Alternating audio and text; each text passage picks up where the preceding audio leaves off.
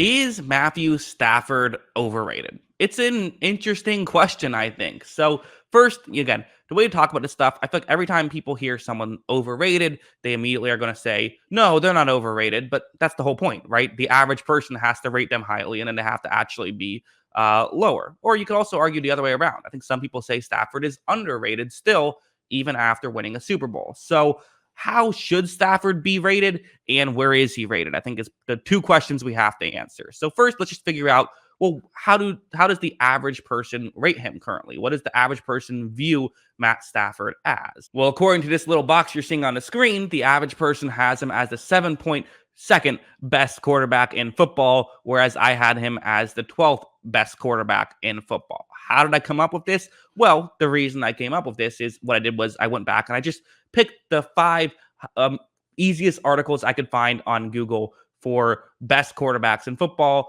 or quarterback rankings. And on average, he ranked 7.2nd. Now, is that a perfectly scientific study to determine exactly how good he is?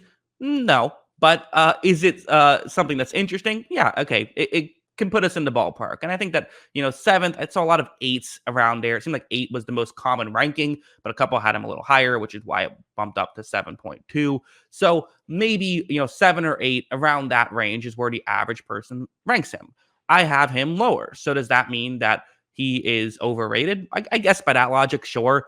But let's talk about why I think it's fair to talk about if he's higher or lower. What are the benefits of Matt Stafford? Because again, he won a Super Bowl, but it's a team sport, all that stuff.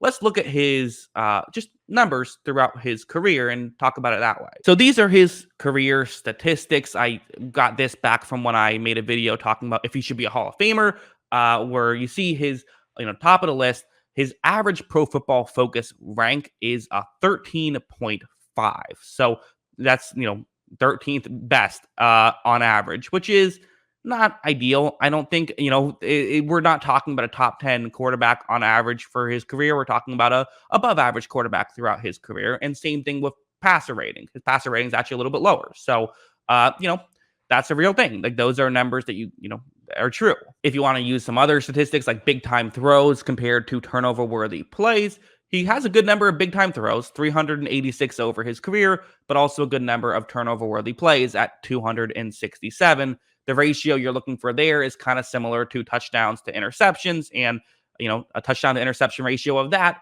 wouldn't be overly impressive. So okay, there we go. Matt Stafford overrated. End of video. Well, no, not exactly. There's more to it than just that. Certainly, I think with Matt Stafford, there's things to love about Matt Stafford, and you can't just look at numbers when talking about Stafford. I've always personally felt like Stafford overperforms his statistics. I feel like the tape does make him look better. And maybe it's just he makes more highlight reel level plays, and that in your head is going to make you feel like he's better. I don't know. But I definitely think that one thing Stafford fans will be saying, I think, an objective Stafford fan will come here and argue, listen, I'm not going to sit here and say every single year he had in Detroit was incredible. But what about last year? I would say that his regular season last year was not that much better than a typical Matt Stafford regular season. His advanced metrics were around the same as they always were. But if you notice, I specified a specific part of last season. I said regular season last year. We're not just talking about Matt Stafford's regular season. We're talking about his postseason. Postseason matters. Postseason matters more than regular season does. And he was unbelievable in this postseason. These were his playoff metrics. And also worth noting, it says big time throw percentage or BTT percentage, which stands for big time throw percentage. It should just say big time throws and turnover worthy plays. It's a bulk stat, not percentage. But 16 big time throws to just 5 turnover worthy plays. That's a much better ratio than his average is. And you look at his PFF grade was 88.5, which for a playoff run is fantastic. I don't know if Tom Brady's ever done that. I don't know if Aaron Rodgers has ever done that. Maybe Joe Flacco probably because he was elite in the playoffs. But, I don't know how many guys have done that. And you look at his EPA WAR, which is, a WAR metric using estimated points added per play. That would be, he added 1.3 wins in just that 4-game sample size. That means that if he had a 16 game sample size, he would have had a 5.4 WAR season, which would have been one of the better seasons we've ever seen if you extrapolate it for a full 16. On one hand, it's not entirely fair to do that, to extrapolate it for, a 4 game sample size for 16 games, because, typically it's easier to do something for 4 games than for 16 games. But the flip side to that argument would obviously be, well, it's usually easier when you're playing in a regular season and you get to play bad teams. Stafford did not get to play bad teams in the playoffs. Okay, the Arizona Cardinals didn't play fantastic when they were in the playoffs, but other than that, they had to play some really tough teams, and they had a tough matchup. I mean, had to play Tampa Bay in the divisional round, the reigning champs in round 2. They didn't even get them in the conference finals. So, although again, you could argue maybe the 49ers weren't as good as some other conference championship teams, whatever. He was great in the playoffs. I think there's no real denying that. And that's probably the best way to view Stafford, I think, is that the reality is he probably is around where I have him, the 12th best quarterback in football during the regular season. But if you're going to jump up to being the 7th best quarterback in football during the playoffs, well, then maybe it should be, that should be the closer argument. That should be where you are. I don't know exactly how you evaluate something like this, because I think it's fair to say we don't know if Stafford is just always this good in the playoffs. And that's kind of my biggest concern, I would say, is Stafford was legitimately great this postseason. There's no denying that.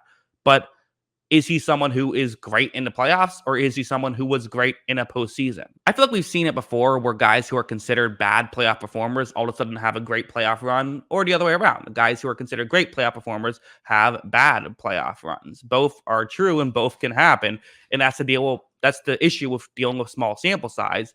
But also part of the issue is when it's playoffs, unless you're Tom Brady, it's inherently going to be a small sample size because it lasts way less time than a regular season. At most, it's going to be less than a quarter of a regular season. So there's always going to be that small sample size.